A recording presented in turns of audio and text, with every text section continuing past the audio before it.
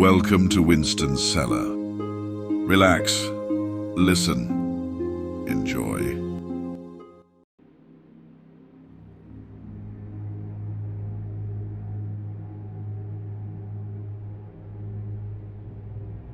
Chapter 4. Corpse Emperor. The Emperor felt his mind being pulled into the beacon, beckoning him to meet with the being beyond the rift. With a deep, shuddering breath, the master of mankind took the plunge. A flash of golden light filled the chamber, and reality shifted. Malcador and Valdor both braced themselves in fear as the light swallowed their master. The Emperor's eyes shot open. He had delved into the beacon, and wherever he was, this too was part of the message. The first thing he noticed was the smell. Incense and ozone hung in the air in an overpowering amount. The Emperor was grimly reminded of the countless cathedrals he had visited and destroyed. The second thing was the truly obscene amount of psychic pressure in the room. His supernatural and physical senses were both muffled by the bombardment of excessive stimuli. He scanned the chamber around him in the hazy half-light, attempting to get his bearings. The Emperor was standing at the foot of a gigantic staircase that ascended a truly massive pyramid of machinery and religious iconography. A scowl settled on the Emperor's face as he walked towards the stairs. He was obviously in some sort of temple of obscene opulence and meaning to whatever misguided fools created it. As he reached the first step, he was startled by what at first he had assumed were statues standing on either side of the first step. They were custodes, unmistakable in their ornate armor. The Emperor recognized them as Heteron Guard, his nature as a psychic projection masking him from their view. He observed this counterpart to his companions. They were practically identical except for a single worrying detail. Their cloaks were not the flowing red of the custodes he knew, but a ragged black raiment of grief. Horrific realization poured over the Emperor's mind as the nature of the massive chamber he was in became evident. It was a tomb, his tomb. Wherever or whatever was the source of the beacon, it came from a place where he had fallen. Taking a deep, shuddering breath, the Emperor knew what must be done, and began to ascend the pyramid. Slowly but surely he climbed the artificial mountain. The psychic aura was only becoming stronger, and the Emperor could feel the storm of energy buffet his mind, body, and soul. Every 100 steps there were twin platforms on either side of the stairs. A custodes stood on each platform flanking the steps. The Emperor grimaced as he looked at these doppelgangers. Every pair seemed to be more injured and damaged. The first pair he noticed with damage had small scorch marks on them, but as he ascended the damage became much more apparent. Their golden armor was blackened and twisted, no longer the ornate war gear of his closest companions, but broken slag clinging to decrepit transhumans. Trying to shake off the growing feeling of unease that gripped him, the Emperor continued his ascent with gritted teeth.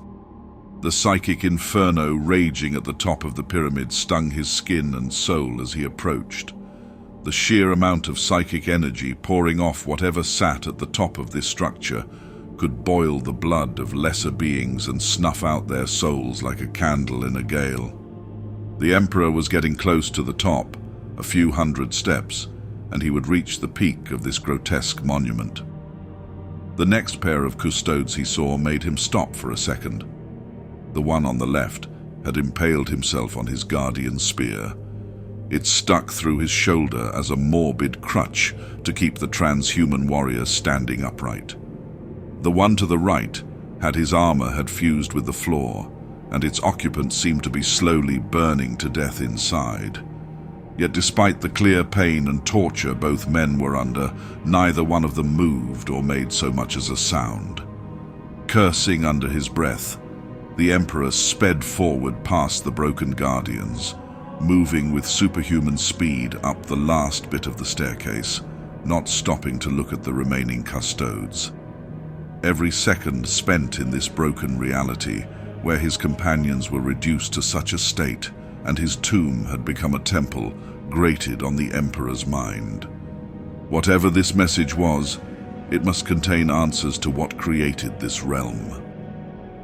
After hours of climbing, the Emperor of Mankind reached the summit.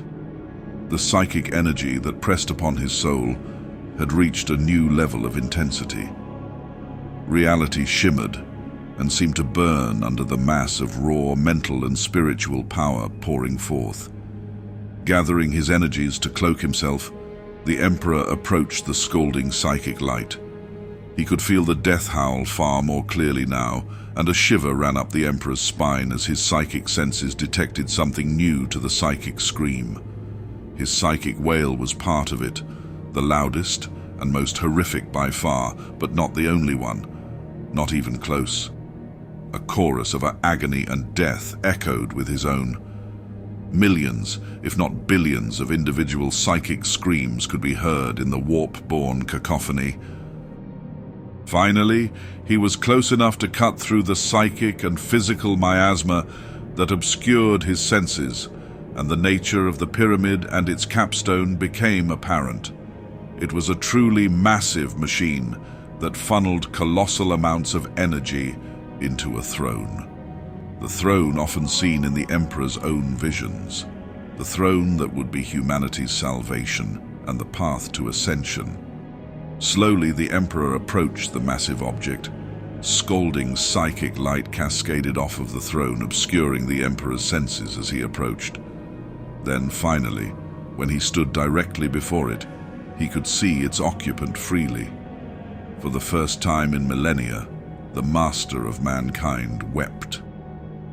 The thing on the throne was grotesque, a rotting, broken corpse held together by sheer psychic might and technology that should have been left forgotten in ages past. Thousands of innocents were fed mind, body, and soul to the husk. This abomination stuck on the precipice of death disgusted the Emperor. It was an undead monster filled with more psychic power than anything he had ever seen, that screamed a never-ending death knell of despair and agony. The thing on the throne was him, fighting back the urge to retch. The transhuman champion of the human species felt an emotion once thought gone to him: fear. Something somewhere had not just killed him, but distorted him into a psychic parasite that fed off of others to prolong the inevitable. This corpse on the throne was worshipped like a god. Not just any god, but the worst kind of deity that the Emperor had spent so long trying to defeat. It was failure incarnate, the manifestation of all his worst fears and doubts. Falling to his knees, the stunned Emperor of Mankind could not help but wonder aloud. How? That single word, filled with distress and fear, hung in the colossal chamber for a long and terrible moment. How had his dream failed so horribly? In this twisted place he had been reduced to a corpse on the edge of life and death in some sort of Macarabe temple of sacrifice. Millions of thoughts swirled through his transhuman mind. Someone had brought him here to see this. Someone powerful. It was not the Ruinous Powers. For all their power and schemes, they held no purchase on him, and such tricks and traps could never reach this level of intricacy. No, this was not an illusion, but some other time or place. The remaining candidates for the beacon's creation were equally worrying. The Dragon of Mars, one of his wayward children, a future Primarch, a surviving Elder One, or a last desperate call from the corpse in front of him in order to prevent this future. Before the Emperor could continue his stream of thoughts, a sudden psychic pulse reverberated through the chamber. A wave of psychic energy rolled off of the throne like an ocean swell, crashing upon the stupefied master of mankind. Then a second pulse occurred, then another. It reminded the Emperor of a grossly magnified heartbeat, and it took the Emperor a split nanosecond to realize that was exactly what it was. In a profane parody of resuscitation, the throne was pouring psychic energy into the corpse, forcing its broken form to somewhat function. Slowly moving closer to his deceased counterpart, he wondered if it was possible that some parody of life still dwelled in the decayed thing in front of him. He got his answer when the corpse emperor stirred to life. Its eye sockets suddenly glowed with supernatural light, while its attached arm slowly reached out towards him. The carcass's jaw fell open, and in a voice that could shatter worlds and dominate armies, it spoke. Emperor Atham the Revelation, master of mankind, anathema to chaos, Augustus Imperator, father of the Imperium, lord of Terra and Mars, Omnisire, lord of perpetuals, sire of heroes and the new man. I need to speak to you.